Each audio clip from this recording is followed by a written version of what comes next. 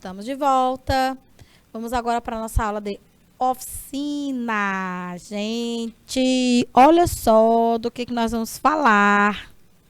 Campanha publicitária e política. Olha só como a gente é meio desinformado mesmo. Vou usar essa expressão, sem ofensas. Mas é verdade. A gente entende, tá? Normalmente, dentro da perspectiva do senso comum, a campanha política de uma forma. Mas você vai ver que existem campanhas e campanhas políticas. E nós estamos em um ano de política, em um ano que é importante nós exercermos a nossa prerrogativa de cidadãos conscientes e comprometidos com o bem-estar social, não é vero, nenéns? Pois é. Entenda que esta não é uma aula de política, tem uma aula de campanha política, que seria um gênero textual dentro dessa esfera, né, discursiva. Então, a gente vai falar mais genericamente sobre a campanha publicitária, primeiramente, tá? Entender aí, tá, os propósitos de uma campanha, como as campanhas publicitárias, elas atuam em relação à influência que tem sobre o público-alvo. A gente já estudou o texto publicitário aqui em outras aulas, né? Falamos, vamos dizer mais especificamente, de elementos relacionados ao público-alvo, exatamente, os elementos que constituem a campanha no geral. Então, hoje, a gente vai dar uma revisada em campanha e vamos trabalhar aí, tá bom? Ao longo da nossa aula de oficina de língua portuguesa, a campanha publicitária e o que caracteriza a chamada campanha política. Porque dentro do contexto político-social, em especial na esfera jornalística, a gente tem a campanha como elemento de divulgação de um serviço, de um produto, de uma ideia. E, evidentemente, a gente já encaixa a campanha política como uma forma de comunicação voltada para a divulgação de ideologias. E é verdade. Por quê? Ao longo dessas campanhas, a gente só conhece um tipo, na verdade, né? Quando a gente é ao público geral, a gente conhece um tipo de campanha, tá? Política apenas. Que é aquela campanha que você normalmente acompanha no dia a dia, né?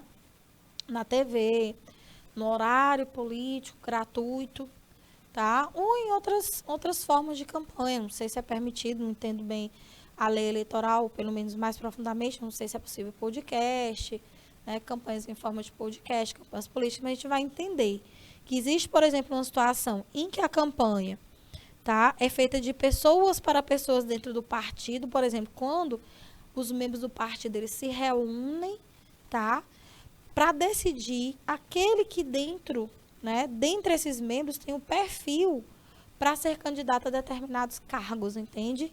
Então, é o tipo de campanha, por exemplo, que eu que não faço parte de nenhum partido, ou você que não faz parte, não conhece. Beleza? Entendeu aí o babado? Então, a gente vai falar sobre esses tipos de campanha hoje e fazer reflexões sobre a curadoria de informação. Então, dentro da BNCC, a gente tem aí vários gêneros espalhados no chamado campo jornalístico midiático, ou seja, qual é o papel do jornalismo nesse contexto em que a gente convive muito hoje, principalmente em decorrência das inteligências artificiais, com as chamadas fake news. Então, é muito importante que a gente se proteja com relação a isso, né? Que a gente saiba e se torne capaz de verificar, saber exatamente o que fazer para verificar quando a notícia é falsa. Nós mesmos não sermos multiplicadores de notícia falsa. Então, o campo jornalístico midiático, como o próprio nome já sugere, vai falar da importância das posturas que nós, enquanto criadores desses textos, né, ou mesmo receptores, devemos assumir diante, né, dessas situações aí. Então, o campo jornalístico midiático tem como característica a análise e discurso da mídia informativa em seus diversos formatos: impresso, televisivo, radiofônico, digital, além das publicidades. Então, você vê que a gente tem um conceito mais restrito, né, do que a campanha publicitária. Então, a gente pensa que tudo é publicidade, né, mas nem tudo é publicidade. Publicidade vem de publis, que é uma palavra que significa público, ou seja, aquilo que vai ao público. Mas será que tudo vai ao público? Pois é. Muito bem. Qual é a função do campo jornalístico midiático? Várias, né? Formação pautada na formação do pensamento crítico, ou seja, Se o jornalismo é de fato comprometido com a verdade, ele pretende, por meio das informações veiculadas, desde que verdadeiras, né, desde que possam ser comprovadas, né, formar esse público no sentido de levar o conhecimento para que esse público possa, por exemplo, tomar suas próprias decisões, tá? Se estiver em dúvida em relação a uma postura ou outra, se estiver aí meio que exitoso em relação a determinada opinião, para que ele possa se posicionar. Então, isso é muito importante, né, no contexto democrático, desenvolver o pensamento crítico, e com certeza, embora não seja a única forma, mas por meio dos gêneros do campo jornalístico midiático, a gente consegue isso, né? A seleção confiável de fontes, isso é muito importante, que você, tanto quanto vá buscar se informar, como também, quando for transmitir informações, que você saiba exatamente de onde é que você está capturando essas notícias. Então, é sua obrigação, é nossa obrigação, procurar saber de onde veio. Essa fonte é confiável? É um site que todo mundo conhece? Porque, assim, se for um site que tenha responsabilidade, ou um jornal de responsabilidade, se eles errarem, eles vão dizer automaticamente: a gente pede desculpas pelo nosso erro, nós divulgamos uma notícia equivocada. Se não, gente, o objetivo é esse mesmo, espalhar a mentira. Espalhar a mentira no meio do povo, viu? Então, é importante, é um dos principais procedimentos para que a gente não espalhe fake news. Seleção confiável de fontes, evidentemente. Análise de produção e circulação de informações. Ora, se eu percebo e conheço, de tanto que eu sou, vamos dizer assim, um leitor, ou mesmo produtor de texto dentro desse discurso jornalístico midiático, eu serei capaz de conhecer as condições de produção, eu terei uma postura de confiabilidade, respeito, compromisso com o público-alvo, tá? E eu, como interlocutor, como receptor dessas informações, eu tenho que saber por onde que elas circulam, se esse meio de circulação é realmente confiável, até que ponto aquelas informações podem ser ou não comprovadas, né? Eu, por exemplo, já li várias notícias matando o Silvio Santos, matando o Jô Soares. Depois eu fui ver, evidentemente, que era mentira. Eu não divulgo nada para ninguém, gente, porque eu sou desconfiada nata, né, leonina, então eu não faço esse tipo de serviço não, viu? Mesmo que seja verdade, eu fico na minha, porque é complicado. Então, às vezes é verdade, às vezes não é. Eu sei que antes de falar alguma coisa, você tem que se certificar, né?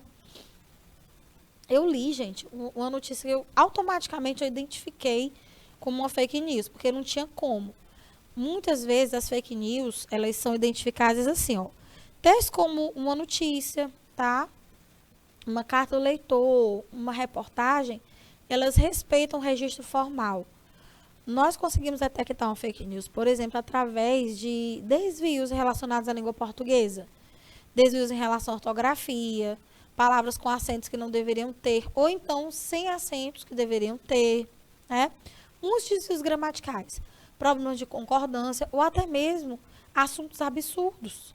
Por exemplo, eu vi uma notícia que dizia que a mulher tinha sido expulsa de um voo porque tinha soltado um gás lá dentro. Ora, que mentira, gente. Como é que a pessoa ia saber que a mulher tinha soltado um pum? E ainda mais, sim, e vai expulsar a mulher do avião por isso.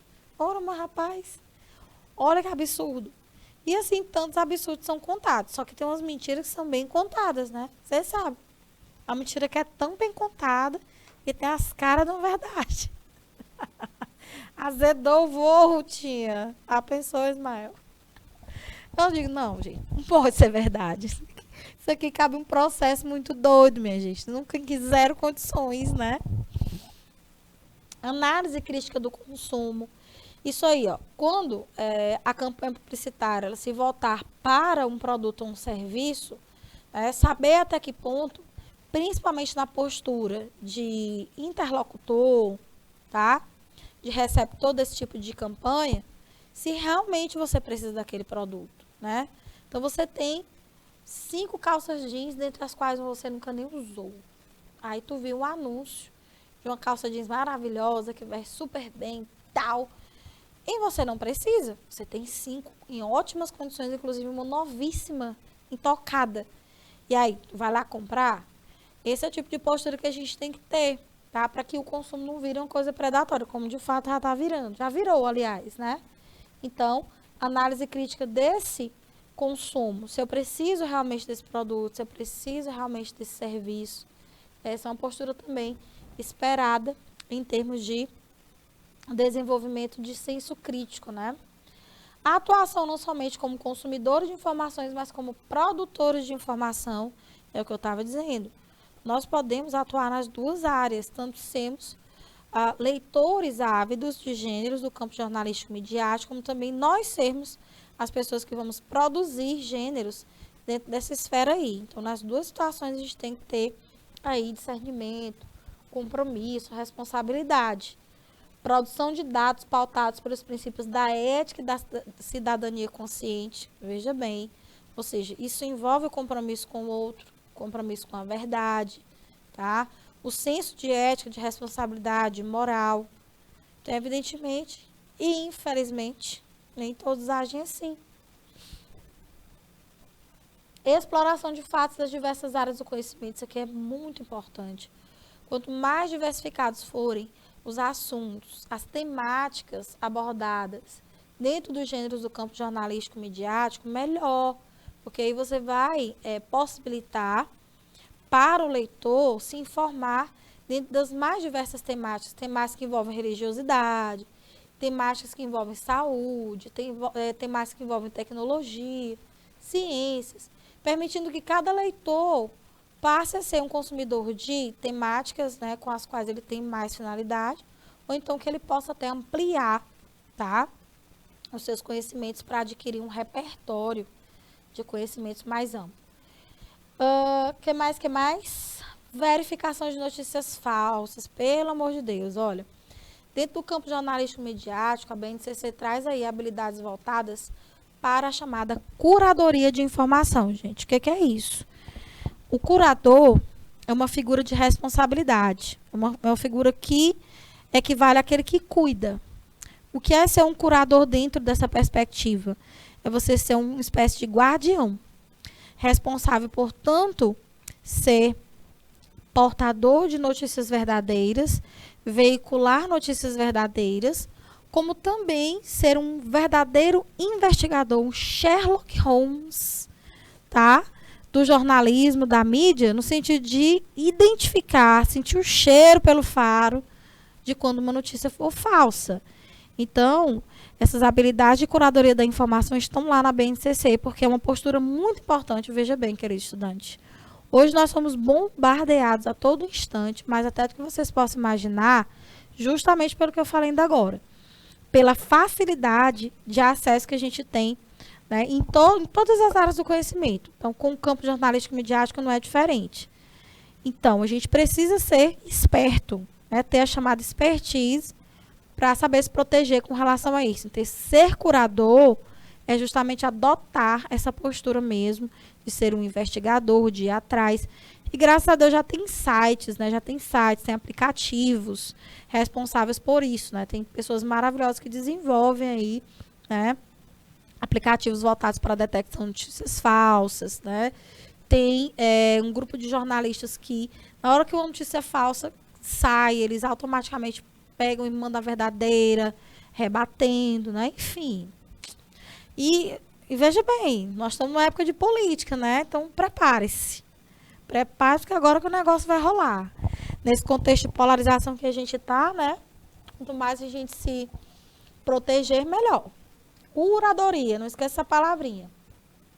Então, posicionar-se de forma ética nas redes sociais, evitar os discursos do ódio. Nossa, como a gente está vendo aí, deu até um nome, né? A palavra hate em inglês significa ódio. E aí se criou um terminho estrangeiro, né? O neologismo hater, que é aquele que espalha ódio. Como se não bastasse as notícias falsas, o povo espalhando ódio, racismo, imbecilidades nas redes sociais. Então, ser curador é também isso, né? Combater esse tipo de postura, né? Então, posicionar-se de forma ética, analisar e denunciar discurso de ódio. Ó, a gente tem a obrigação de denunciar. Todas as redes sociais têm aquele botãozinho de denúncia, né? Para que a gente possa, naquela situação, mostrar que está sofrendo abuso de alguma forma. Ou se você perceber isso acontecendo com outra pessoa, né? É seu papel, evidentemente, intervir. Ó, denunciar discurso de ódio. e atuar como produtores criativos, dinâmicos e éticos nesse processo. Então, vejam que a coisa é bem ampla, né? Bem diversificada aí no campo jornalístico midiático, tá? Gêneros do campo jornalístico midiático. Vixe, Maria, vários. Aí você tem aqui entrevista, carta do leitor, carta ao leitor, que alguns também chamam de editorial, a carta argumentativa, tá? E mais, o artigo de opinião, a charge, o cartoon. Nossa, tem muitos gêneros aí dentro do campo jornalístico midiático, né? Sem falar nos mais que são a notícia e a reportagem. Mas veja aí, ó, entrevista, crônica, reportagem, gráfico. Vá, tia Flávia, gráfica do gênero jornalístico midiático? Aham. Ora, para que serve um gráfico? Né? Para analisar uma situação, as notícias, principalmente as reportagens, podem sim muito bem se acompanhar de gráficos, gente. Justamente para confirmar dados estatísticos, aquilo que está sendo noticiado. Colunas. Veja aí, ó. Artículos ou artigos. Texto opinativo sempre assinado, a gente chama mais especificamente isso aqui de artigo de opinião, né? Testemunhos. Uma narração real de um determinado fato. As resenhas e críticas, né? Essa resenha crítica que a gente já estudou aqui, olha só, tá? O que mais? O resumo também pode ser considerado nessa perspectiva um texto jornalístico midiático. Veja aí, ó. Tanto gêneros informativos, opinativos, gêneros utilitários ou prestadores de serviço, gêneros ilustrativos ou visuais, ó, nesse aí vão se enquadrar gráficos, tabelas, quadros, infográfico, nossa, propaganda, olha só, comercial, institucional, legal, pode inserir bem também a política, entretenimento, passatempo, jogos, história em quadrinhos, folhetins, nossa, você vê como esse campo é rico, né? Se você abrir um jornal impresso, com certeza você já abriu um jornal na sua vida, né? Um jornal impresso. Então tá lá, gente. Tá lá, ó. Você vê uma coluna aqui com um conto, uma coluna aqui com a crônica, a coluna de moda, a coluna social. Aí você vê o horóscopo. Tem jornais, os jornais eu me lembro, eu adorava pegar os jornais para ver as tirinhas, as charges, os cartões, para ver as cruzadas. A gente amava as cruzadinhas de jornal, pegava vários jornais para ficar fazendo as cruzadinhas. Até hoje eu sou fã de palavras cruzadas, reportagens, entrevistas. Então, é um gênero muito rico, né? Vocês estão vendo aí que, por meio dele, circulam vários e vários gêneros textuais. Então, essa área e esse campo é realmente vastíssimo. Poesias. Olha aí, ó. Falei para você do que é e dessa postura que é importante nós adotarmos nesse campo, né? Da curadoria. Curador é alguém que mantém alguma coisa, ó, para o bem público, cujo valor frequentemente necessita ser revelado. Ou seja, aquele que é realmente um guardião da verdade, da ética, da moral. Nesse campo aqui, a presença do curador e nossa postura enquanto curadores é relevantíssima. Olha aí. A curadoria de conteúdo é o processo de buscar, selecionar, classificar e compartilhar conteúdo relevante e útil de diversas fontes de informação. Qual é o objetivo? Gerar mais engajamento, informar o público-alvo, mantê-lo ciente daquilo que está acontecendo na atualidade. Então, com certeza, uma das funções dessa curadoria é tudo isso, né? Quer dizer, algo de bom, algo de positivo para o social. Beleza? Digital online.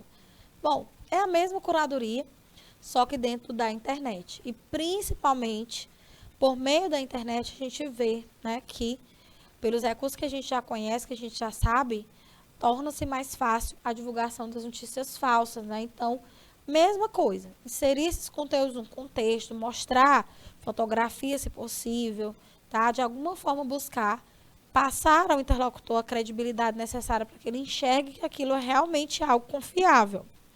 Portanto, é fundamental a pesquisa a fim de evitar a dissipação de notícias falsas. Então, Aí está a função da curadoria. É uma das formas de evitar isso aqui. Fake news. Viu? Topperson, né? Razões. Bom, olha só isso aqui. Eu trouxe alguns dados para vocês super alarmantes, absurdos. E pode ser até que isso aqui já tenha sido atualizado e a coisa esteja pior. A cada 60 segundos, ou seja, a cada minuto, 168 milhões de e-mails são enviados no mundo todo. 600 vídeos são postados no YouTube cada minuto. E 1.500 textos são postados em blogs, segundo informações obtidas recentemente pela goglobe.com. Imagina aí. Então, acredito eu que nunca se esteve uma época assim que a gente teve tanto acesso à informação. Mas não confunda. Acesso à informação não significa dizer conhecimento, né? Aí é bem diferente. Diante do contexto das informações em massa, é preciso ter cuidado para que haja compatibilidade entre o conhecimento adquirido, divulgado e a veracidade dos fatos. Então, isso é muito relevante. Outro ponto que torna a curadoria ainda mais relevante é o fato de que o conteúdo não pode simplesmente ser jogado irresponsavelmente, levianamente jogado nas redes sociais. Por quê? Isso aí pode provocar, como vocês sabem, e tem provocado muito desserviço social, né? Por exemplo, nesse contexto de pandemia, não raro foram os casos em que várias pessoas, mas várias mesmo, deixaram de tomar vacinas porque acreditavam que as vacinas não tinham eficiência, ou por acreditar que, por exemplo, após tomar a vacina, a pessoa ia ter um efeito colateral, como, por exemplo, como é que se diz? A aceleração do ritmo cardíaco, sabe? Ataque cardíaco, aneurisma, foi tanta coisa falada. Inclusive, pais deixaram de vacinar as crianças, né? Disseram que o menino ia atrofiar, que ia perder a mobilidade nas pernas. Minha gente, foi tanta coisa infundada, sem sentido. E o resultado disso é grave, gente, é morte. Então, essas pessoas, tá? Por umas, eu vou chamar de ignorantes mesmo. Por ignorância e até inocência, por não saberem como se defender, caíram nessa balela. E aí deixaram de se vacinar, adoeceram, morreram, viram seus parentes morrer. Então, realmente é algo muito grave. Já teve gente que foi... como é que diz quando a população se reúne para linchado? Obrigada. Tem gente que já foi linchado por meio de notícia falsa. Aí depois que mataram, foi que viram que era mentira. Aí, meu amigo, não adianta mais, né? Então é isso. É muito importante a gente tomar cuidado, tá? Vamos lá. Mais razões.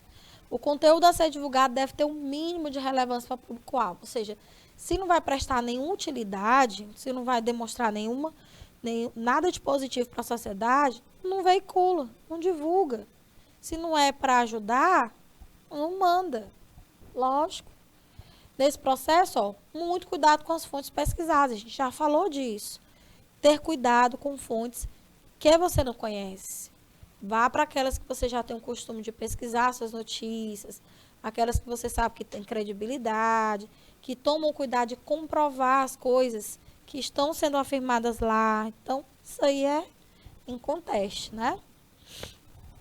A privacidade e o respeito relacionado às pessoas envolvidas deve ser uma prioridade, com certeza. Direitos humanos acima de tudo, hein? Então, muito cuidado. Olha só, para mostrar para vocês que eu não estou falando em fake news. Isso aqui foi uma coisa muito triste, né? Que aconteceu recentemente com uma moça chamada Fabiane Maria de Jesus. Que foi morta, olha só, brutalmente por vizinhos, após ser acusada de magia negra em Guarujá, São Paulo. Notícia falsa estava em rede social. Apenas 5 pessoas foram condenadas pelo crime.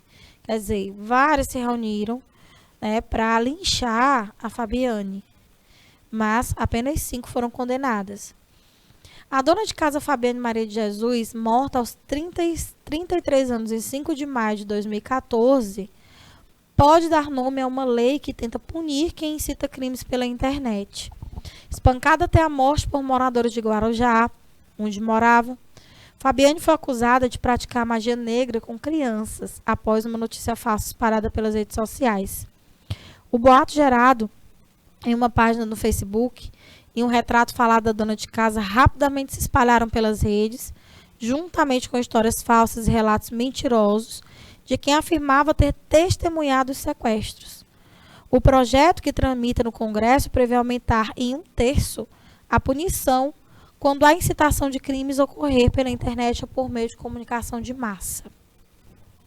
Quando foi morta, testemunhas chegaram a dizer que ela carregava um livro de magia negra nas mãos e não a Bíblia que costumava levar quando ia à igreja. Olha só, ela estava com a Bíblia debaixo do braço e inventaram que era um livro de magia negra. Ela foi amarrada e agredida por dezenas de pessoas, mas somente 5 foram identificadas e condenadas pelo assassinato.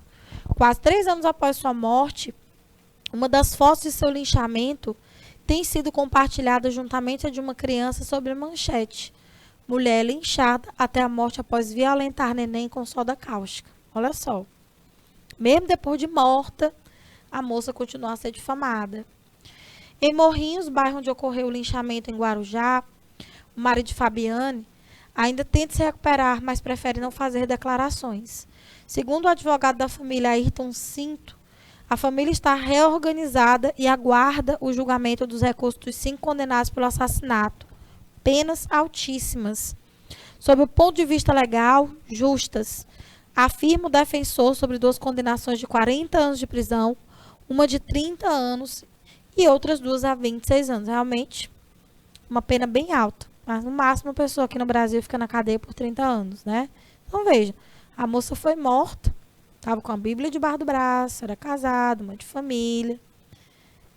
E disseram que ela estava com um livro de magia negra. Fake news, você tá vendo? Então, isso aí parando nos ouvidos de pessoas erradas pode acarretar uma consequência muito grave, como vocês estão vendo aqui, ó. E, evidentemente, ó, a fonte é confiável, tá? Essa daí e tantas outras que a gente conhece. Agora vamos sair um pouquinho do campo da tragédia, ó, eu tiriricando, e falar sobre a propaganda política. Você vai, a partir desse momento, ainda dentro da esfera do campo jornalístico midiático, a propaganda é apenas uma das esferas desse campo, mostrar aí qual é o propósito da propaganda política. Então, com certeza, é um texto de caráter persuasivo. Ele vai procurar convencer, evidentemente, pessoas, né, a uma mudança de comportamento, seja dar um voto, beleza, em outro. Então, a propaganda é uma estratégia cujo fim é convencer e influenciar pessoas na tomada de decisões e escolhas. Então, só em falar em convencimento e influência, a gente já tem aqui o aspecto, evidentemente, ó, da a chamada argumentação.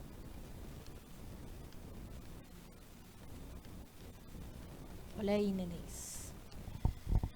O termo advém do latim propagare, que significa propagar mesmo, tornar público, divulgar, tá, espalhar por aí. Quando isso ocorre com alguma ideologia política, podemos dizer que a propaganda é política. Ou seja, se é algo voltado para a divulgação de um plano de governo, de alguém que quer se eleger a um determinado cargo, com certeza a gente vai ter a chamada propaganda política. Beleza? Olha aí. Trata de toda ação destinada ao cidadão a fim de convencê-lo, seja acerca de determinada ideologia política, seja com o objetivo de angariar votos, né?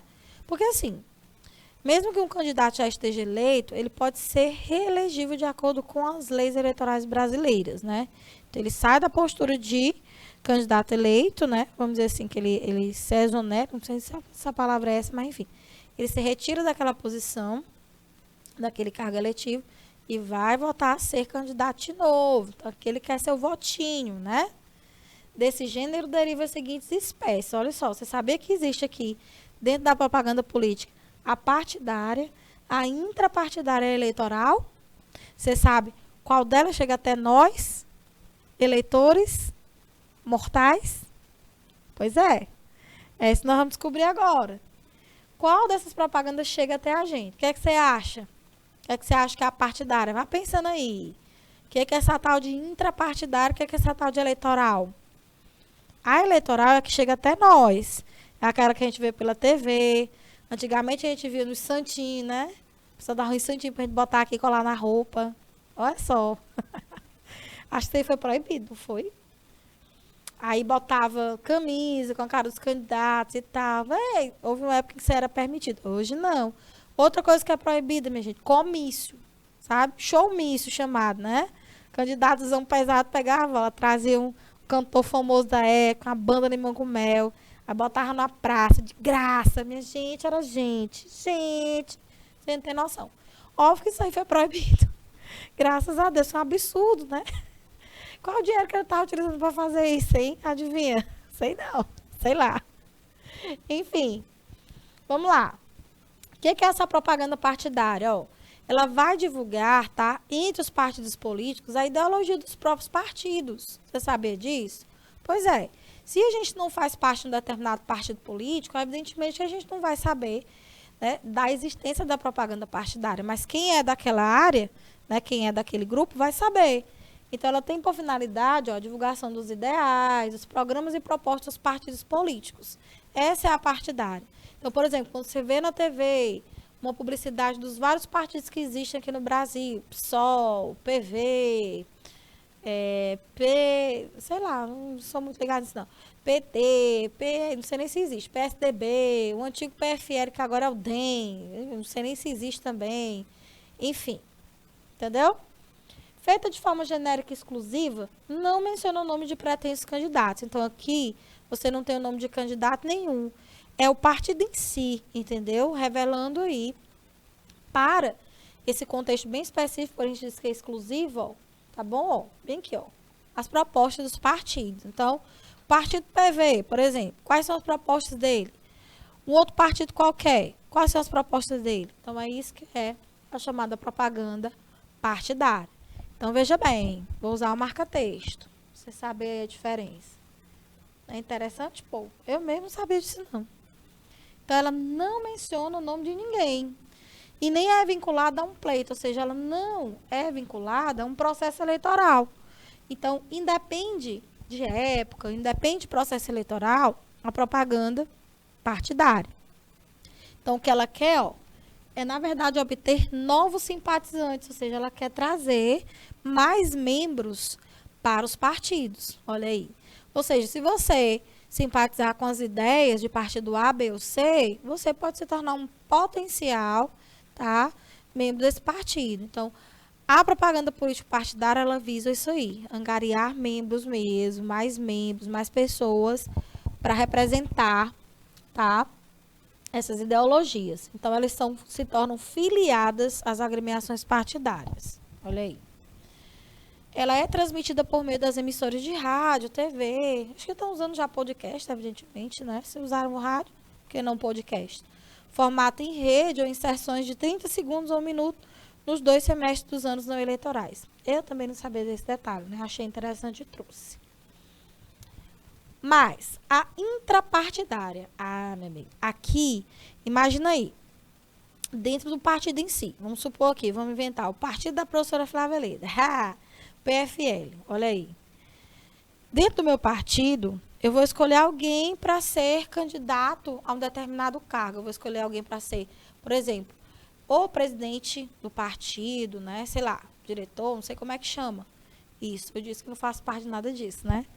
Mas, enfim, ou então para ele realmente ser candidato a um pleito, ser um potencial candidato ao governo do Estado, um potencial candidato à presidência da República, tá? Ao município, ou a ser um deputado, um vereador, enfim. Então, vejam, a intrapartidária é realizada por filiado de um partido político e dirigida aos demais integrantes, visando convencê-los a indicar o seu nome para concorrer a um cargo eletivo em uma eleição futura, entendeu? Então, são as famosas convenções, em que eles se reúnem, os membros do partido somente, você vê que é uma coisa exclusiva, né? E vão decidir, vamos dizer assim, um perfil de alguém que vai se candidatar futuramente a um determinado cargo, que a gente chama de pleito, né? Esse período de eleição. Em outras palavras, não é dirigido aos eleitores em geral, por isso que a gente não conhece, entendeu? a não ser que a gente vá pesquisar. Ou seja, não é uma coisa que vá chegar até nós. Beleza? A partidária até vem, porque os partidos divulgam, e principalmente pela TV, as suas ideologias, mas a intrapartidária não, não sei que você seja membro. Então, ela é voltada apenas, lá vem o marca-texto, para os membros do partido político ao qual o interessado é filiado. Exercida de modo silencioso e sem auxílio da mídia, somente pode ser realizada na quinzena anterior à escolha pelo partido dos candidatos que disputarão os cargos eletivos, ou seja, nos 15 dias anteriores à realização da convenção partidária, ou seja, lá anterior à convenção. Outra coisa que eu não sabia. E não queria saber se não tivesse pesquisado, né? Porque é uma coisa realmente muito fechada. Imagina aí, viu? Tá entendendo aí que esse campo jornalístico midiático é pesado, meu amigo? A eleitoral é que a gente já sabe. Tá aí. É aquela voltada à população em geral, voltada às massas. Pretende realmente propagar o nome e a candidatura de determinado postulante ao pleito, ou seja, um cargo eletivo. Tem a finalidade específica de convencer o eleitor de que este ou aquele candidato seria o melhor para ocupar o cargo em disputa. Aí você vê os famosos debates, né, que é um outro gênero aí, que pode, evidentemente, se encaixar na esfera jornalístico-midiática, porque os debates políticos são importantes. Ali você vai ver a postura, né, o grau de eloquência do candidato, a segurança que ele tem, né, em transmitir as ideias, transmitir as suas ideologias, trazer propostas interessantes para as mais diversas áreas sociais, educação, principalmente as mais críticas, né, gente? Educação, saúde, trabalho, emprego, enfim. A gente sabe disso. Espera-se que o candidato não seja um psicopata, né? Porque o psicopata mente na tua lata e mente muito bem, né? Então, a gente tem que ficar aí ligadinho, brincadeiras à parte, porque é um período importante. É um período em que nós vamos, de fato, consagrar o nosso Estado democrático, né? Sempre. A nossa capacidade de escolher quem vai nos representar. Tribunal Superior Eleitoral, o famoso TSE, muito define como ato de propaganda eleitoral aquele que leva ao conhecimento geral, ainda que de forma dissimulada, a candidatura, mesmo que apenas postulada, a ação política que se pretende desenvolver, as razões que a induzem a concluir que o beneficiário é o mais apto ao exercício da função pública. Isso aqui, ó, é um dispositivo do Tribunal Superior Eleitoral e está nesse texto legal aqui que a gente chama de acórdão, tá? Escrito assim dessa forma. Está aí o número e está aí a época do ministro que foi relator, o Eduardo Alckmin. Vice? Essa daqui é a que a gente conhece. Ou não, né? Tem gente que não quer nem saber. Quer nem olhar, mas é importante assistir. Agora, depois dessa explanação sobre o campo jornalístico midiático, vamos aí resolver algumas questões, né, nenéns? Ó, presta atenção. Isso aqui eu tirei de um livro que eu gosto muito, dessa autora maravilhosa, a Leila Lawar Sarmento, que tem livros aí na área de gramática normativa, na área de produção textual, leitura e interpretação. Maravilhosa ela. Dica, tá aí. Nessa modalidade de propaganda política, um filiado de um partido político a realiza e dirige aos demais integrantes deste partido, visando convencê-los a indicar o seu nome para concorrer um pleito futuro. Que propaganda é essa, vocês lembram? É a partidária, é a interpartidária ou é a eleitoral? Não se volta aos eleitores em geral, apenas para os membros do partido político ao qual o interessado é filiado. Ou seja, ela é realmente fechada. Só quem é membro filiado a um determinado partido poderá participar. Os nomes a serem indicados para a votação dos membros, tá? São, evidentemente, outros membros do partido que vão tentar convencer os demais de que eles têm condições de serem elegíveis. Que propaganda é essa? O texto trata de um tipo de propaganda em específico. Trata-se da eleitoral, partidária, governamental, comercial ou intrapartidária, bebê. Veja bem, nós acabamos de trabalhar os 3 tipos de propagandas políticas, né? E você achando aí, né, que só a eleitoral era a única soberana. Tá certo em chamar de propaganda política, porque é realmente, mas é um dos tipos, né? Estamos falando aqui, ó, da intrapartidária, tá? Ela é fechada, como eu disse a vocês, e somente só os membros dos partidos devidamente filiados são aí, é permitida a eles a participação, né? Nessa situação aí, a chamada intrapartidária. A eleitoral que chega às massas, tá? E a partidária é aqui o partido, aquela em que os partidos em si vão divulgar suas propostas, né? Suas ideologias. Vamos lá, segundinha. A palavra pleito pode ser tomada como sinônimo de. Se você quiser, eu volto o texto. Eu já até falei aqui com vocês, explicando aqui a situação. Mas olha aí, ela pleito, aqui na penúltima linha do texto. O que seria um pleito? Mesma coisa de... Leu aí, neném? Vamos lá cá. Aqui nós temos demanda, que é uma situação em que ocorre uma necessidade de realização de algo, um serviço, uma situação, negócio, homenagem, eleição, assunto. Bom, aí você não vai nem piscar o olho, né? Nós estamos falando em propaganda, política, e evidentemente que a palavra pleito, dentro do texto da Lei Lauá, significa o quê? Eleição, entendeu? É uma situação em que um candidato vai se postar dentro do partido ou para as pessoas em geral se mostrar como candidato a um determinado cargo. Olha aí, trabalhando no vocabulário, hein, povo lindo? Bora mais. Veja aí, ó. Horário reservado à propaganda eleitoral gratuita. Quando você avista isso aí na TV, o que é que você faz? Quem é você quando está diante da telinha de TV, a tela luminosa, e avista esse pequeno aviso? Hein?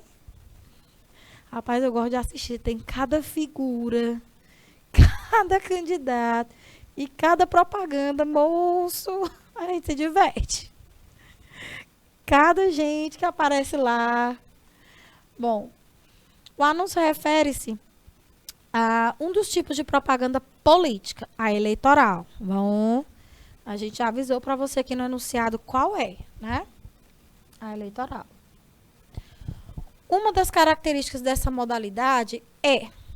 Aí você vai buscar saber aí, tá? O que vai caracterizar a política eleitoral, aliás, propaganda política eleitoral. A gente falou para você que essa é a que chega às massas, essa é a que vai para as TVs, no horário devidamente permitido, legalmente, né? Pela Justiça Eleitoral, é tudo estabelecido, tudo organizadinho, não pode extrapolar um determinado tempo, né? Cada candidato tem o seu tempo para veicular propaganda, enfim, tudo organizado. Uma das características dessa modalidade é convencer o cidadão de uma ideologia política. B. Obter novos simpatizantes e filiados às agremiações partidárias. C. Dirigir-se a eleitores específicos de um determinado partido. D. Divulgar nome e candidatura de determinado candidato à eleição. E E. Motivar os integrantes de um partido a eleger um deles especificamente. E agora... E aí? Veja aí. Tem umas palavrinhas aí e algumas expressões que dá pra gente eliminar. Por exemplo, essa aqui que busca convencer o cidadão de uma ideologia política. Será que ela é propaganda eleitoral? Que a eleitoral vai me apresentar um candidato, né, não? Por exemplo, agora a gente vai ter aí eleição para presidente, senador, né? Olha aí. Esse é o famoso pleito, período de eleição. Isso é característica da propaganda eleitoral. Quando você leva um candidato para as massas, conhecimento do público geral, tá? Que não converge com a letra A, porque a letra A fala em convencer o cidadão de uma ideologia política. Essa daí seria partidária, né? Não, nenê. Não eleitoral. Lembre-se, partidária, eleitoral, que é a do povão, e a intrapartidária, que é só dos filiados. Nosso tempo está acabando, então vamos logo para a resposta. Veja aí, ó. Letra D. Nessa daí que vai para o povão, você vai divulgar o nome e a candidatura, ou seja, a que cargo está sendo aí pleiteado pelo candidato. Letra D, resposta correta. As demais revelam outros tipos de propaganda política. A partidária, a B, a partidária também, a C, a intrapartidária e a letra E, a intrapartidária de novo. E assim encerramos a nossa aula de oficina. Obrigada pela companhia. Boa noite, até a próxima. Tchau, tchau.